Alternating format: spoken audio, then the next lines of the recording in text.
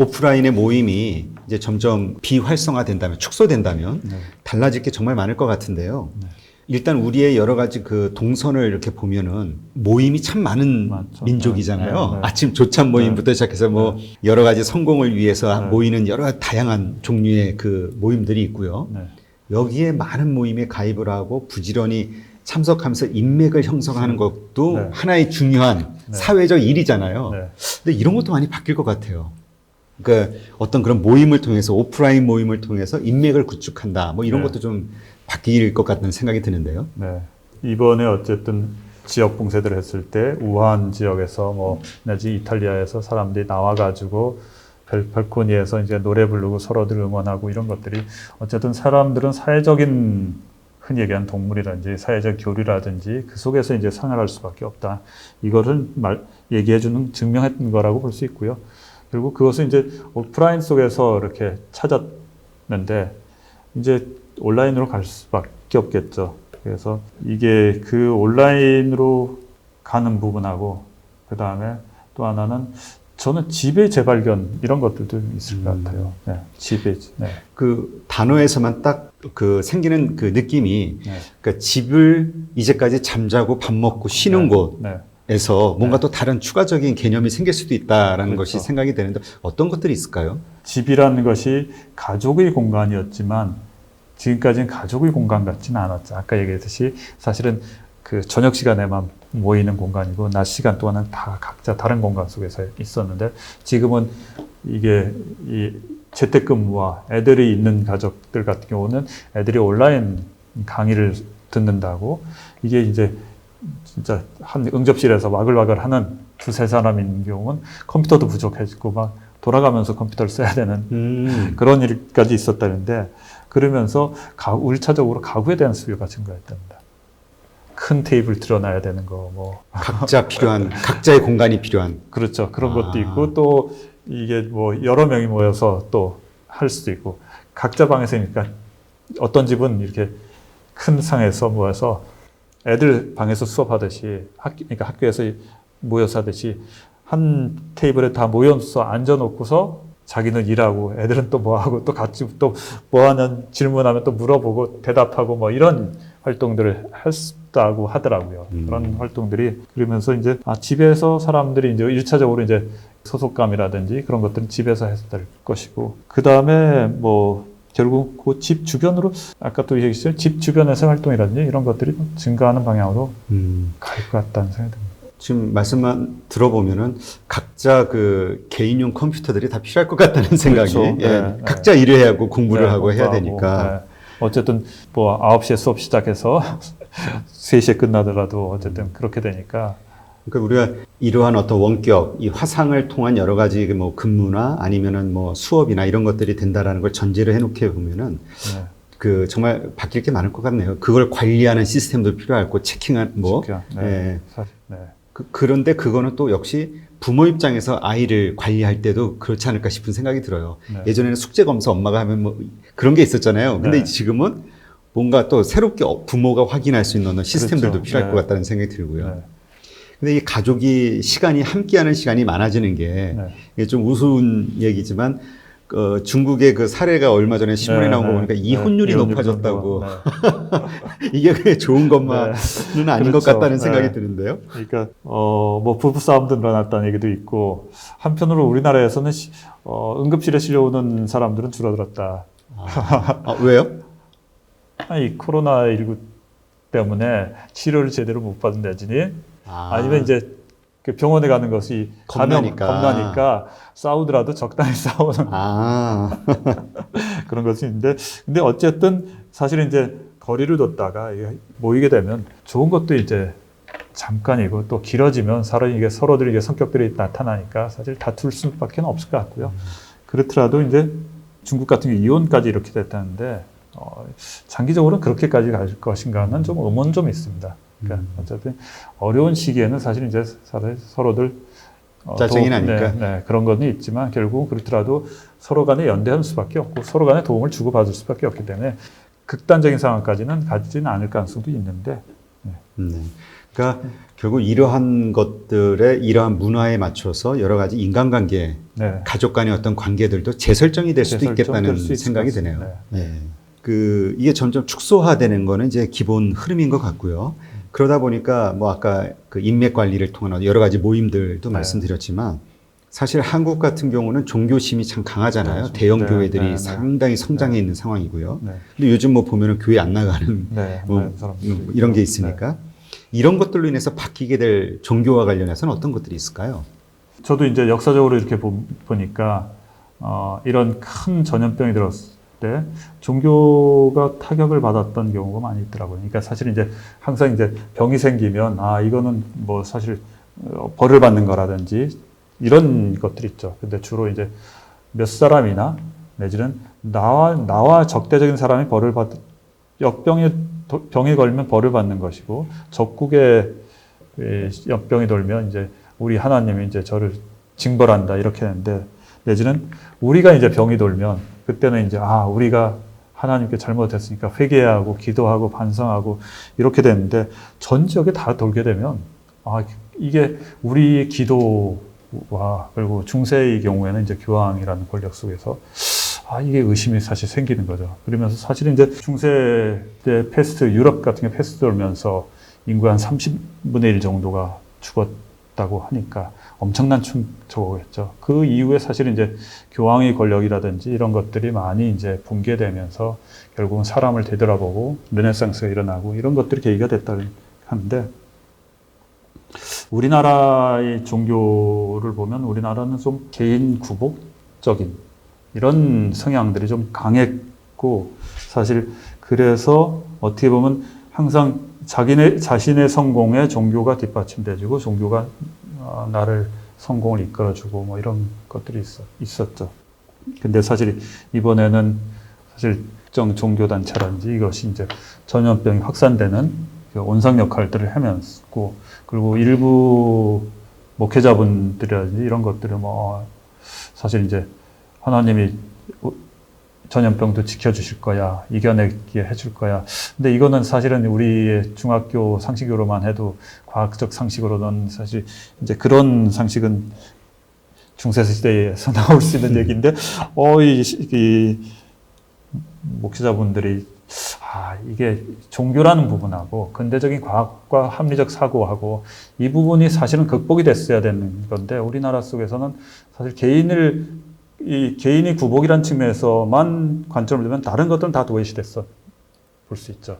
근데 이번 건을 보면서 그런 종교관들이 문제가 있구나 이런 것들을 좀 느꼈고 또 한편으로는 어쨌든 교회에 안 나가면서도 종교 생활을 할 수 있구나. 사실은 이제 유럽 같은 경우도 보면 뭐 종교를 물어보면 이제 뭐 기독교라고 얘기하지만 교회를 나가십니까? 교회는 안 나갑니다. 이런 있고 그러니까 그 하나님에 대한 경외나 개인적인 신앙생활들을 하는 경우들인데 이번 기회가 어떻게 보면 우리나라에서도 그런 식으로 교회 중심이 아닌 어떻게 보면 개인 중심의 신앙생활 이런 것들이 등장할 수 있을 것 같고요. 그래서 뭐 탈종교다 탈기독교 이렇게 그러니까 탈종교라든지까지는 안 가더라도 탈기독교 그러니까 교회라는 공간 쪽이라든지 이런 것들은 상당히 많이 위축이 될 것 같고 특히 대형 교회들은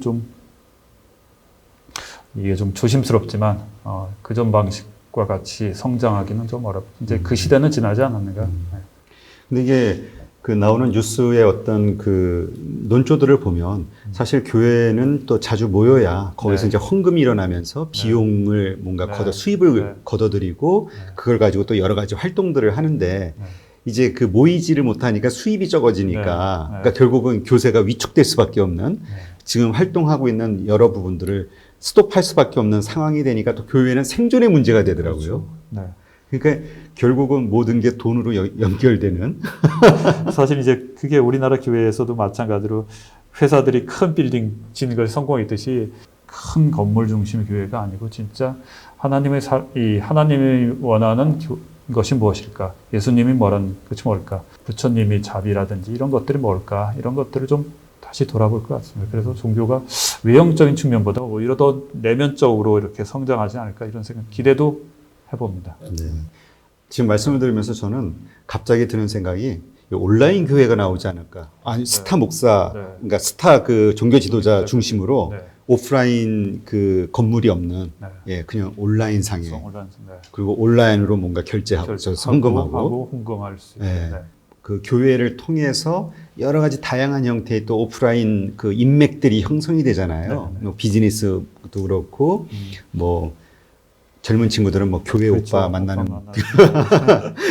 그 이런 그 우리의 그 어떤 그 오프라인 만남, 집단 문화 네, 네. 이런 것들이 네. 완전히 바뀌겠는데요, 그러면? 불특정 다수가 모이는 거는 위험하구나. 그렇기 때문에 뭔가 이제 좀 신뢰 있는 소수의 모임들로서 가는 경향이 하나 있고, 또 하나는 우리가 집단 문화가 역사적 길죠. 우리 패션 따라 하듯이 누가 입으면 다 그렇죠. 뭐 이런 것들도 이제 집단 문화일 수 있고, 또 한편은 뭐 월드컵이라든지 우리 촛불이라든지 뭐 이번에 코로나도 마찬가지로 어떻게 보면 이게 뭐 어쨌든 사회적인 서로들의 감시 같이 돼서 다 사실 마스크 잘 쓰고 이렇게 거리두기라는 이런 것들 지키는 것 보면 상당히 이제 어떻게 보면 이제 집단 문화일 수 있고, 좋게 하면 이 성숙된 시민 의식일 수도 있고, 근데 한편으로는 이제 이게 이제 우리나라가 이제 어느 날 우리가 깨보니까 우리나라도 선진국이었어 뭐 이런 얘기들 하면서 이게 서로 이 자존감, 흔히 뭐 자긍심, 자존감 이런 것들이 좀 집단적으로 높아졌고, 그러면 개인적 자존감과 자존심도 높아질 수밖에 없기 때문에 저는 그것들이 좀 긍정적으로 작용하지 않겠는가. 이게 뭐냐면 우리나라, 그러니까 동양권들은 다 이제 근대적인 개인들이 형성되지 않는 측면들이 있다 보니까 개성을 추구하지를 못했고, 그리고 다른 사람들의 다른 생각을 받아들이지 못했던 부분들이 있는데, 이런 것들의 측면에서 이제는 집단 문화보다는 개인의 존중을라든지 다양성 추구 이런 것들로 가면 그것들이 오히려 더 사회 발전을 사회를 더 풍부하게 할 수 있는 그런 게 될 거라고 보고요. 그리고 뭐 그 한편으로는 집단 의식이, 한편으로는 긍정적인 측면은 어쨌든 우리들의 연대감이라든지 이런 것들은 어떻게든지 좀 유지될 필요성이 있겠다, 이런 생각도 듭니다. 이게 조금 더 심각한 문제로 이제 부각이 되면은 네. 고민해야 되는 주체들이 상당히 많아지겠네요. 그렇죠. 예, 그리고 완전히 문화가 바뀌면서 네. 기존의 어떤 산업이나 아니면 관련된 비즈니스들은 무너질 거고, 네. 또 새롭게 거기에 이제 그렇죠. 떠오르는 네. 것도 있을 것 같기는 한데요. 지금 경조사 문화도, 그러니까 지금 뭐 요새는 미안해서 이렇게 이게 못 보내주더라고요. 네, 네, 예. 그렇죠. 네, 그렇고 뭐 결혼식, 장례식 이런 네. 것들. 예. 못 보내고 그렇더라도 이제 알리기는 하죠. 예. 이제 뭐 사실은 이제 어쨌든 이게 예의이기도 하고, 그러니까 떳떳하게 통장 번호 가르쳐줘. 그러게요. 그렇게 또 하는 것 같더라고요. 우리가 이 사회적 거리두기, 그러니까 이 지금 코로나19 사태 때문에 현재 우리가 그 지키고 있는 여러 가지 그 생활 원칙들을 네. 이게 그냥 기본이 된다라고 생각을 해버리면 네. 정말 바뀌어야 되는 부분들과 변화되는, 그러니까 우리가 정말 바뀔 것들이 정말 많네요. 그러니까 이게 하나의 위기가 될 수도 있고, 네. 또 잘 준비하고 파고드는 사람에게는 또 기회가 될 수도 네. 있겠네요. 네. 네. 그러니까 가장 큰 거는 어쨌든 이번 국면에서 가장 크게 성장하고 있는 산업과 어쨌든 직업 분야가 디지털이라는 거기 때문에. 근데 또 그렇게 보시는 분들도 있어요. 이 디지털이라는 걸 통해서 새로 생기는 어떤 직업 부분도 있겠지만 네. 그 수가 네. 사라지는 것에 비하면 너무나 적다. 네. 그러니까 결국은 엄청난 실업 문제, 먹고 사는 문제에 많은 사람들이 기본적으로 부딪히기 때문에 네. 이번에 일시적으로 했지만 기본소득제 같은 게 네. 일상화로 자리 잡히지 않겠냐, 네. 이렇게 보시는 분들도 있더라고요. 개인적으로는 지금 우리 사회안전망이라는 것이 이게 고용을 전제로 해가지고 하는 사회안전망이기 때문에 이제는 고용을 전제로 한 사회안전망은 지속하기 어렵고, 실제적으로 우리나라에서 고용을 전제로 한 고용보험 가입자가 경제활동하는 사람들이 한 50%밖에 안 되기 때문에 이거는 사실은 뭐 너무 많은 사람들이 혜택을 못 받는 부분들이 있기 때문에 이제는 고용되지 않고 자영업이라든지 어떤 방식으로든 개인 프리랜서들도 계속해서 늘어나는 것이 당연시되기 때문에 경제활동만 하는 사람들은 다 그 세금으로 내서 세금에서 이렇게 바뀌는 것이 일차적으로 저는 필요하다고 보고 있고요. 또 중요한 거는 이제 노동 시간을 사실 줄이는 거고 너무 많이 일하고 있고요. 좀 적게 일하고 그 속에서 다른 보람을 찾는 활동들이 좀 늘어나면 사실 그것이 여러 새로운 직업들을 많이 생기게 하거든요. 네. 그런 방식으로 가면 우리가 분명히 이 생산 기계에 의한 부분, 로봇에 의한 부분, 자동화에 의한 부분, 이 생산성이 너무 발전한 것은 명확하고 결국은 이 노동력의 수요는 사실 더 줄어드는 것이고요. 그리고 그러면 최소 우리가 필요한 물건들을 얻기 위한 노동보다는 다른 욕구를 찾을 수밖에 없는 거죠. 농업에서는 대다수 옛날엔 80% 봉사해야지만이 먹고 살았는데 지금은 5%도 안 되지만 다 먹고 사는 문제 해결했지만 다른 수요가 있었지. 우리가 그만큼 어쨌든 제조업에서 로봇에 의해서 생산성이 높아진다면 분명히 그 노동시간 줄이고 일자리 줄이고 여유 시간에 사람들이 분명히 다른 활동을 할 겁니다. 뭐를 배우려고 하는 사람들 나오면 그러면 문화예술의 활동들도 직업들도 더 늘어날 것이고 그렇게 되는 방향으로 갈 거기 때문에 저는 기본적으로 노동시간 줄이기가 가장 먼저 돼야 된다고 봅니다. 네. 그러니까 지금 돌아가는 상황을 보면은 어떤 분도 그런 말씀 하시더라고요. 정부가 복지 문제로 뭐 이것저것 해주고 여기저기다 비용 쓰지 말고 그냥 심플하게 개인한테 돈 줘버라. 그게 제일 날 수도 있다. 뭐 이런 얘기를 하시더라고요.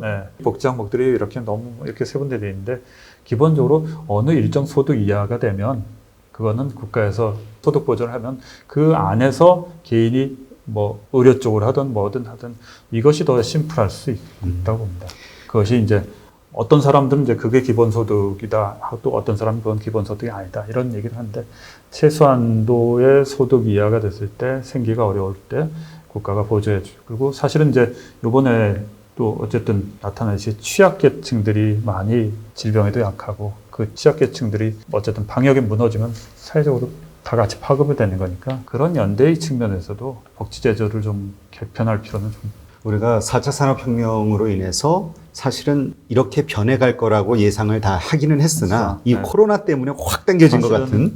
사실은 뭐 많은 사람들이 내가 그 전에 사실은 이제 변화가 온다고 얘기했잖아. 근데 다들 그거는 한 10년 후, 20년 후 내가 있을 동안에는 그런 세상은 안 올 거야 했는데 재택근무가 일상화될 것이다. 누가 그거는 진짜 2, 30년 후에나 될 거라고 봤는데 지금은 재택근무가 일상화될 수도 있겠어. 디지털이란 부분들이 저렇게 빨리 필요성을 제기하고 있네. 아니 국민들한테 기본소득제 몇십만 원씩 주는 거 1인당 주는 거 이거 상상도 못했죠. 그렇죠. 사실은 작년만 해도 못했죠.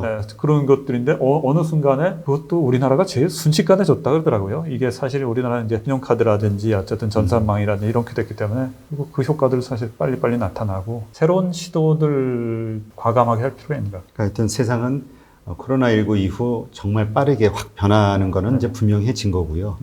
여기에서 이제 우리가 앞으로 이전까지와는 어떻게 다른 내일을 준비할지에 따라서 앞으로의 삶이 완전히 달라지겠네요. 네, 이렇게 해서 오늘 뉴노멀 이명호 저자님과 함께 앞으로 일어날 여러 가지 사회 현상들에 대해서 살펴봤는데요. 한편으로는 불안하기도 하고 또 한편으로는 어떤 식으로 세상이 변하게 될지 호기심이 생기기도 하고요. 시간이 지나면서 많은 것들이 이제 확인이 되겠죠. 네, 오늘 이렇게 감사합니다. 네, 감사합니다.